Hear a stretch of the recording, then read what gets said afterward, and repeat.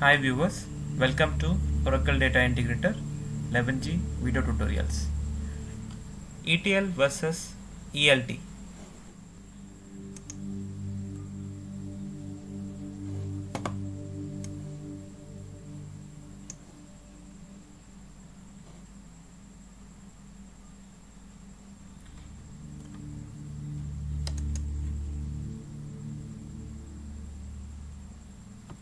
After completing this module, you should be able to understand what is ETL, what is ELT, ETL versus ELT.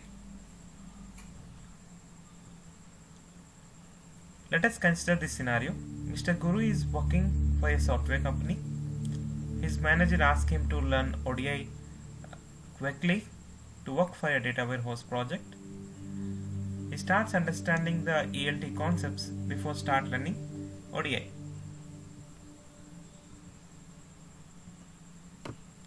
So this is our source system. This is our ETL server, and this is our target warehouse server.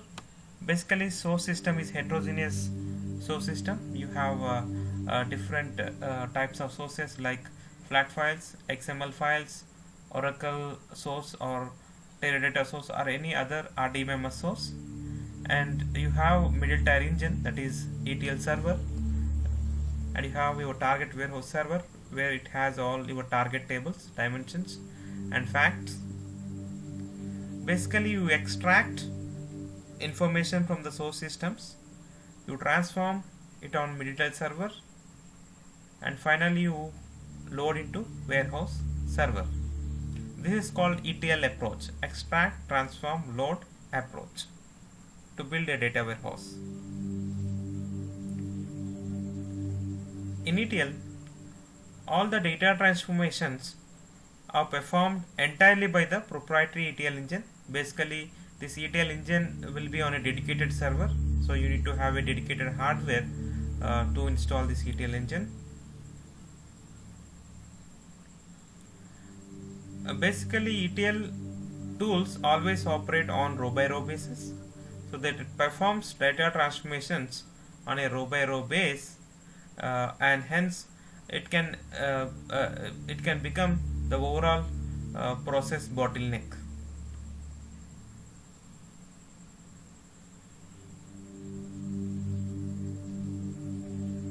So there will be two-phase data loading approach followed by ETL. Data must be moved over the network twice. Once between the sources and the ETL server. This is basically first phase of data load, and again between the ETL server and the target warehouse server.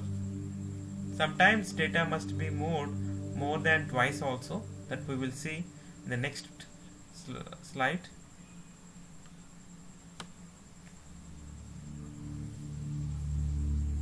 If one wants to ensure referential integrity by comparing data flow references against values from the target data warehouse, the referenced data must be downloaded from the target to the middle tier engine, thus further increasing network traffic, downloaded time, and leading to additional performance issues.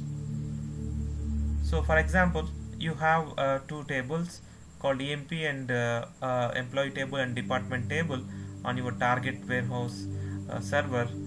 Basically, there is a referential integrity constraints enforced between employee table and department table. Employee department number from employee table should exist in the department number.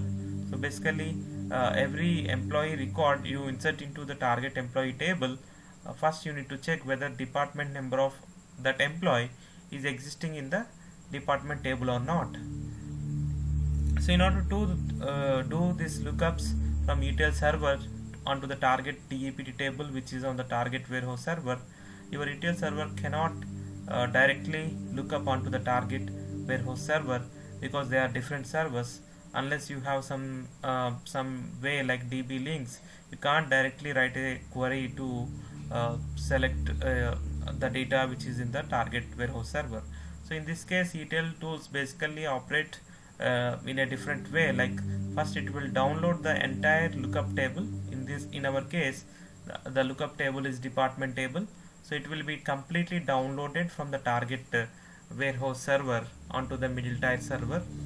So once it is available on the middle tier server in the memory, so the ETL server will easily compare whether the newly added employee record having the department number is existing in the downloaded data which is in the memory of ETL server.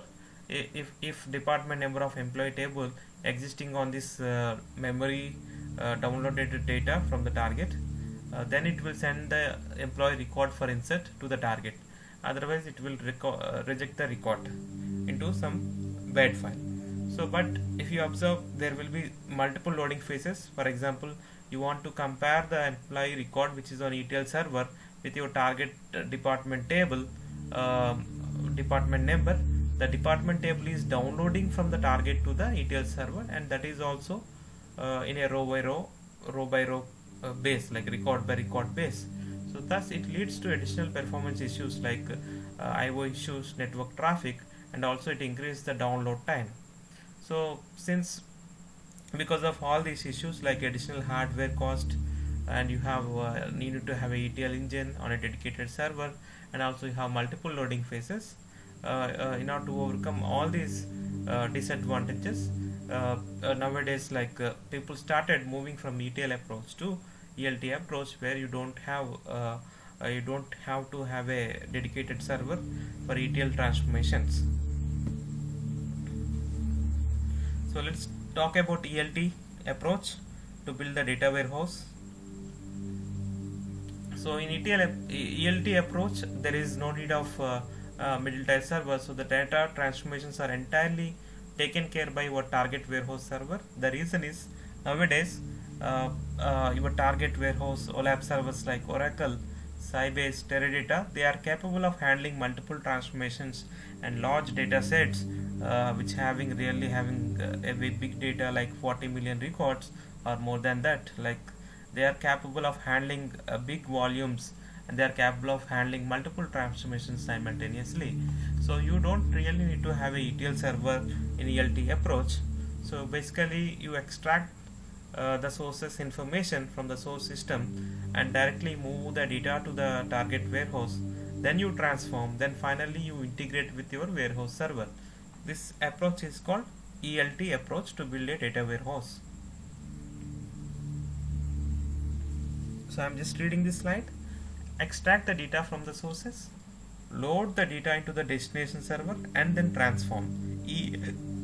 ELT, extract, load, transform, and then transform the data onto the target RDB, means using native SQL operators. So ODI as a ELT tool, it always generates the code in the form of native SQL operators.